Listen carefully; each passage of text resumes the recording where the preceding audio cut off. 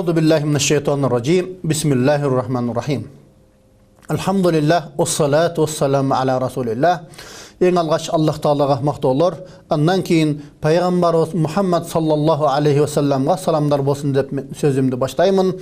Biz murdaki sabakta sizler menen Jussup peygamberdi atasından bir tuğandары жалған bir söz menen жалған bir uadalar menen kepildik alıp turup şol alıp ketkendigi jönündө айтпак турганбыз. Эми бүгүндөн баштап sizler menen Кудайым буйурса Жусуп пайгамбардын жанакы кудукка ташталышы жөнүндө айтып туруп баштайбыз.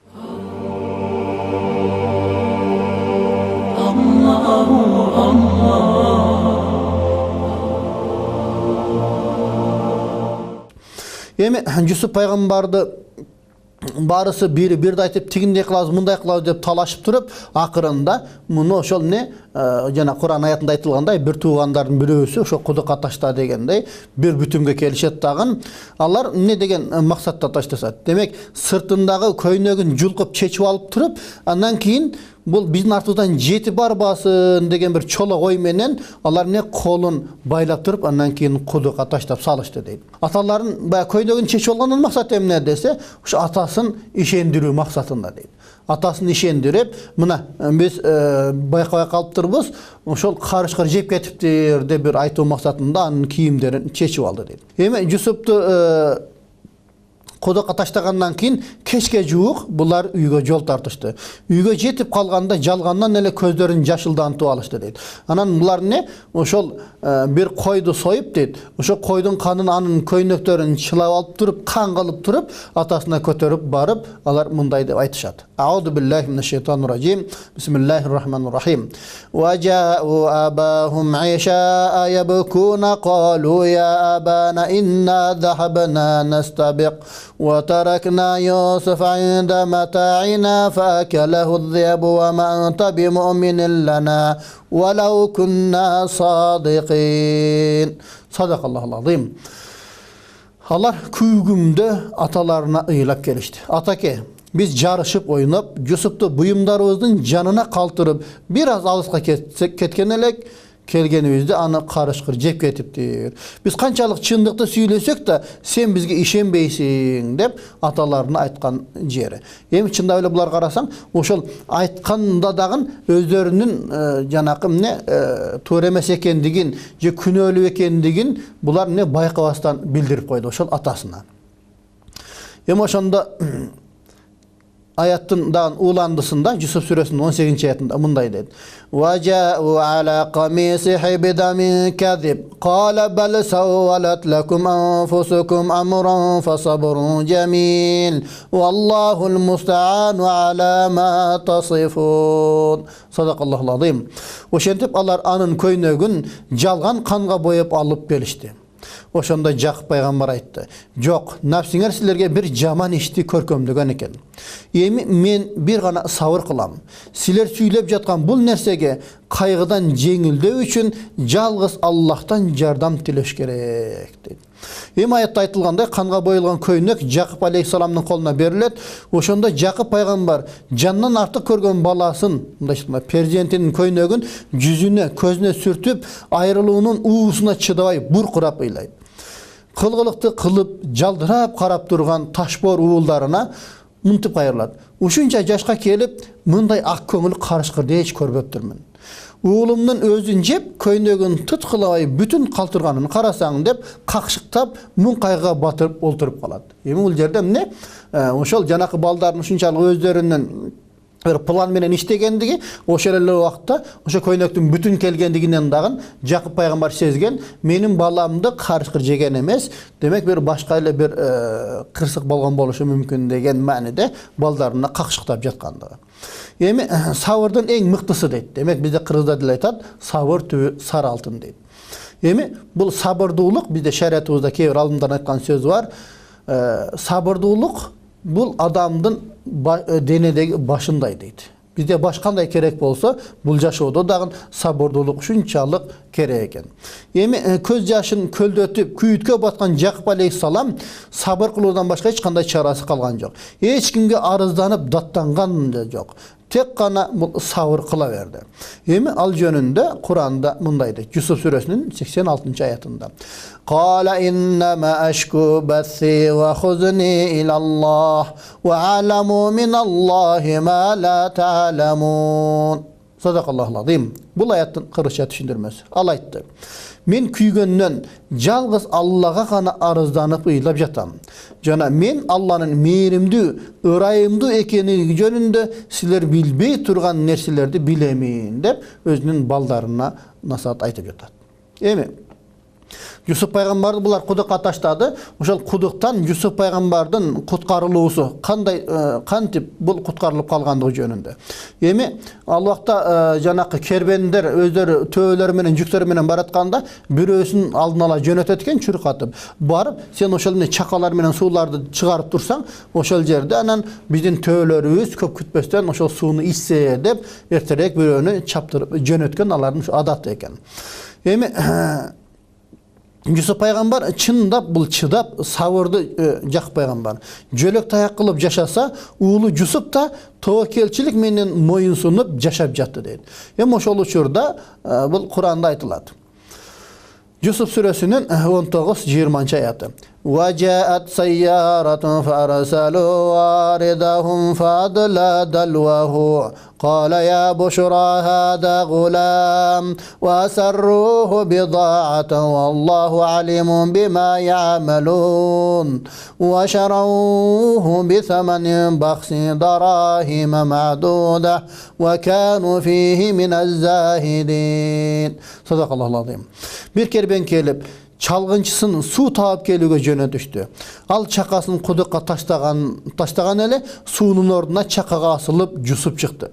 Ошондо сүйүнчү бул балаго аны кудуктан чыгарган соң сатыла турган буюмдардын арасына жашырып коюшту. Аллах алардын кылып жаткан бардык иштерин билип турду.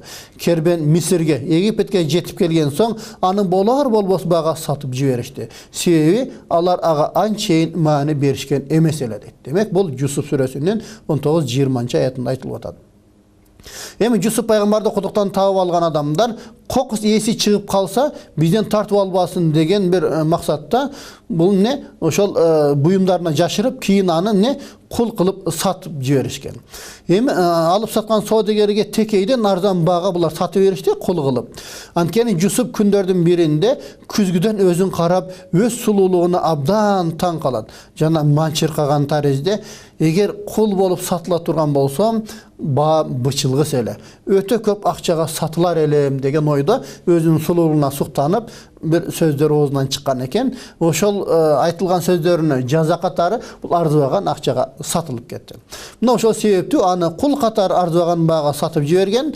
Пайгамбарыбыздын айткан бир хадисинде айтат: Алла Таала силердин сырткы сымбатыңарга эмес, жүрөгүңөргө жана амалыңарга карайт деп айткан. Эми чындап карасак, бул жашоодо сен сулуу экенсиң, макул сен бейишке кире бергин деп Кудай Таалам бизди түз киргизбейт. Биздин сырткы келбет эмес, биздин жүрөгүбүзгө кылган ишибизге карап баа берилет. Анткени накы дүйнөгө барганда бул түсүбүз эч кандай ролду ойнойт. Анткени жашоону карап көрсөк, буга толтура мисалдар бар.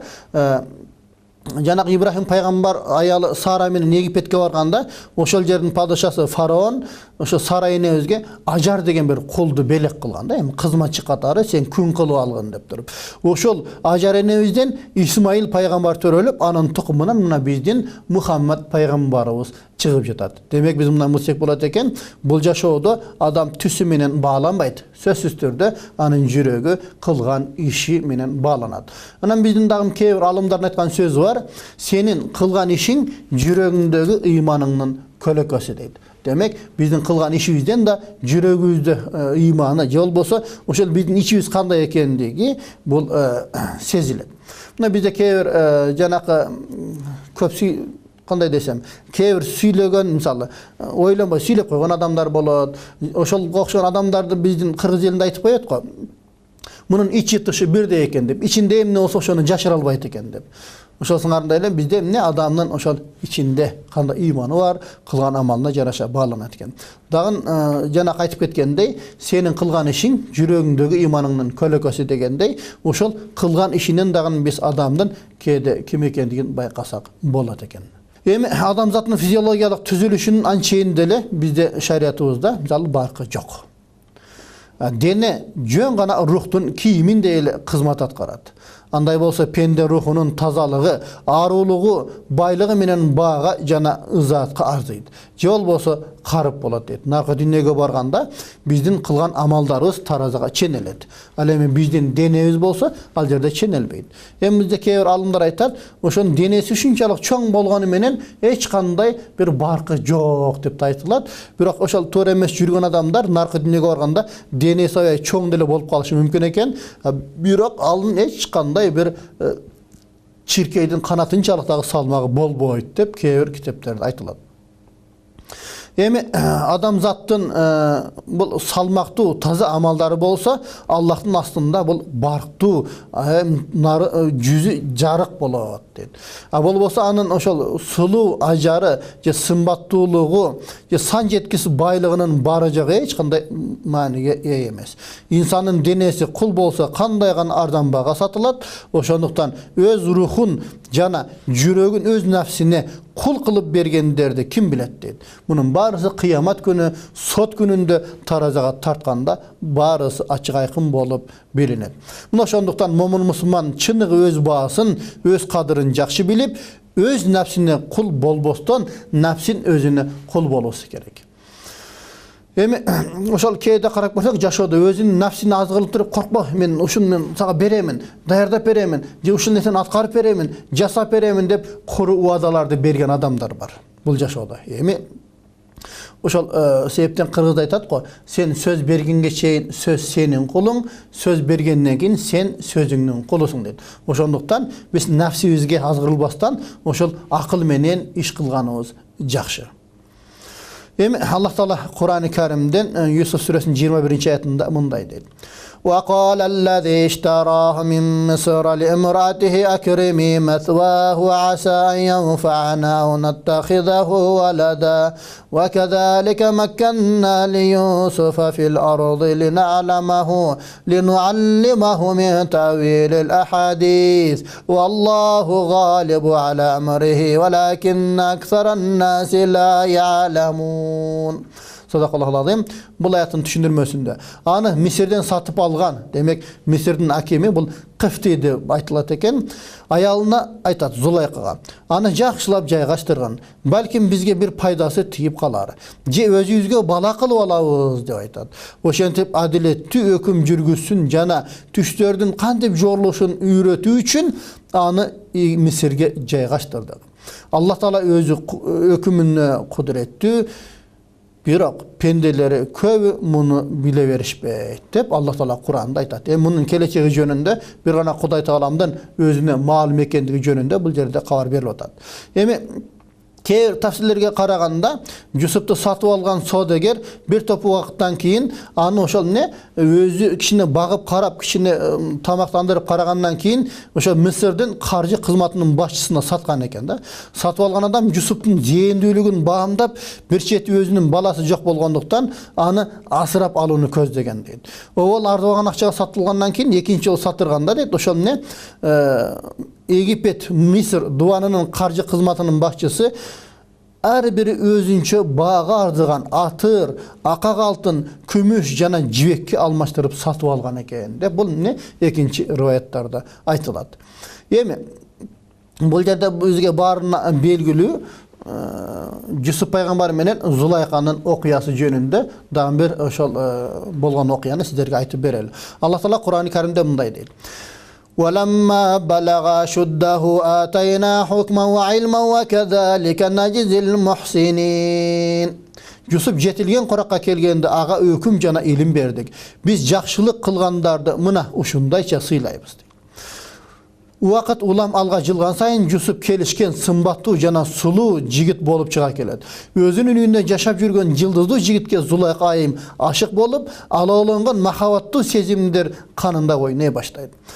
Бұл жерде алжан Кур'анда мындай дейт. وراودته التي هو في بيتها عن نفسه وغلقت الأبواب وقالت حيت لك Qala ma'adallah innahu rabbi ahsana mathway innahu la yuflihul zalimun. Sadaqallahul azim. Al Жусуп үйүндө болгон аял, демек Зулайка анын сулуулугуна ашык болуп, аны жолдон чыгармакчы болду. Эшиктерди бекем бекитип келеме деди. Ал болсо Кудай сактасын, акыры сиздин күйөөңүз менин кожоюнум болот го. Ал мага көп жакшылык кылды. Албетте залым адамдар эч качан кутулушпайт деп ага жооп кайтарды. Ошондо ayatın ulandısında mınday okuya geledi. وَلَقَدْ حَمَّتْ بِهِ وَهَمَّ بِهَا لَوْلَا أَنْ رَأَى بُرْهَانَ رَبِّهِ كَذَلِكَ لِنَصْرِفَ عَنْهُ السَّوْءَ وَالْفَحْشَاءَ إِنَّهُ مِنْ عِبَادِنَا الْمُخْلَصِينَ. Sadakallahu azim. Zulayka ağa çındap ele berilip algan eken, eğer Robbun açık aykın dalillerin, burhanın körbөгөндө al dağı ayalga makul bolup berer ele. Biz andan jamandık, jana buzukluktan çettetiği için uşunday kıldık antkeni al taza ıkılastı pendeleribizden dep Жусуп пайгамбарды Allah Taala Kur'an'da arulagan. Бұл жерде Жусуп пайгамбар ошол жараткан Аллах Тааланын далилин көрөрү менен бүт денесин титирек басып, жүрөгүн коркунуч каптады. Ойлонуп отурбай эшикке карай качып жөнөдү. Ашыктыктан көз эч нерсени илбей калган, кулагы укпас дүлей болуп калган, аны менен бир болууну самап калган Зулайка Жусуп алейхиссаламдын артынан кууп калды. Эми ошол окуя жөнүндө Кур'анда мындай деп айтылат. واستبق الباب وقدت قميصه من دبر وألف يا سيدها لدى الباب قالت ما جزاء من أراد بأهلك سوءا إلا أن يسجن أو عذاب أليم. Бұл жерде жанакы Жусуп пайгамбардын артынан кууп эшикке чейин барганда ошол күйөөс келип калгандыгы жөнүндө айтылат. Экөө тең эшик тарапка жүгүрүштү. Жана аял анын көйнөгүнүн артынан тартып жыртып алды. Эшиктин дал түбүнө жеткенде кожоюн менен бетме бет чыгып калышты. Аял дароо амал көйлөнүп, жарыңа жамандык кылууну каалаган адамдын жазасы зынданга ташталуудан же оор азаптан башка эмне болушу мүмкүн деп күйөөсүнө кайрылат. Ошондо жанакы Зулайканын күйөөсү ким ошол менин үй бүлөмө жамандык санаган деп иштин чоо жайын толук түшүнө албай жинденип бир кыйкырып алды. Күйөөсүнүн көзүнө чөп салганын каалаганы ас келгенсип Жусупка жалаанын баарын жаап салууга ушунчалык далбас урду. Ошондо айтат: мен төшөгүмдө уктап жатсам, мунун келип кийимиме асылып, мени зордуктоону көздөдү дейт. Кожоюну Жусупка кайрылып: "Эй жигит, сага ушунчадан бери жакшылык кылып келатканыма карабай, сенин кыларың ушул беле? Менин эмгегиме арам санабашың керек болчу" деп бул жерде эмне башын мыкчып отуруп калды дейт. Эми ошол окуя жөнүндө Кур'анда да улантат. Эми Жусуп алейхиссалам бүткүл денеси ушунчалык аруу дили жалган жалага бүт бойдон куйкаланып кеткендей эле болду дейт. Эми ага экендигин айтып Кур'анда мындай дейт. Qala hiya rawadatni an nafsi wa shahida shahidun min ahliha in kana qamisuhu qudda min qabl fasadaqat wa huwa min al-kadhibin. وإن كان قميصه قد من دبر فكذبت وهو من الصادقين. صدق الله العظيم. Жусуп мени менен кошулуп кумарга батууну бул өзү каалады dedi. Аңгыча аялдын жакындарынан бир адам мындайча күбөгө өттү. Эгер Жусуптун көйнөгүнүн алды жагы жыртылган болсо, аял туура сүйлөгөн болот, ал Жусуп жалганчы болот. Эгер Жусуптун көйнөгүнүн арка тарабынан жыртылган болсо, аял жалган айтып жатат, ал болсо акыйкатты айтып жаткан болот деп өзүнүн эле бир туугандары, аялдын жакындары күбөлүк өтөт. Бул жерде кээ бир дагы риваяттарда айтат, башка риваятта эмеге айтат экен, жана падыша Зулайкага: "Эгер мунуңду далилдеп бере албасаң, айткандарыңа түк ишенбеймин" деген экен. Ал эми башка бир риваятта болсо, Жусуп пайгамбар өзүнүн таза экендигин далилдөө үчүн Аллах Тааладан суранып дуа кылат. Ошондо жараткандын амири менен Жусуп алейхиссаламдын бул арам иштин таза экендигин далилдеп, Зулайканын тайкесинин дейт 3 айлык бир наристеси сүйлөп жиберген экен да. Бул Аллах Тааланын бизге көрсөткөн мужизасы деп бул эми кээ бир риваяттарда айтылат. Эми туугандар, мына биз бул жерден билсек болот экен, азыркы заманда дагы толгон токой мындай мисалдар бар. Буюрса биз кийинки жумалардан бул эменин окуянын калгандарын да улантабыз. Буюрса Жусуп алейхисаламдын өмүр баянын биз сиздерге толук бүтүп, андан башка пайгамбарлардын өмүр баянына өтөбүз.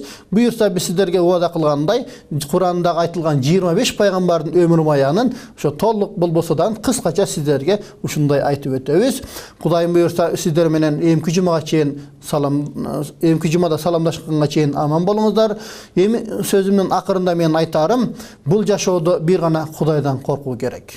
Эгерде Кудайдан коркпосок, анда шайтан бизди башкарып алат. Жана аятта келгендей эле, туура эмес жүргөндөр эч качан булар ийгиликке жетпейт. Кыргызда деле бир сөз бар го, ак ийилет, бирок сынбайт деп. Ошондуктан дайыма Кудайдан коркуп, такыбал болууга сиздерди чакырамын. Ассаламу алейкум ва рахматуллахи ва баракатух.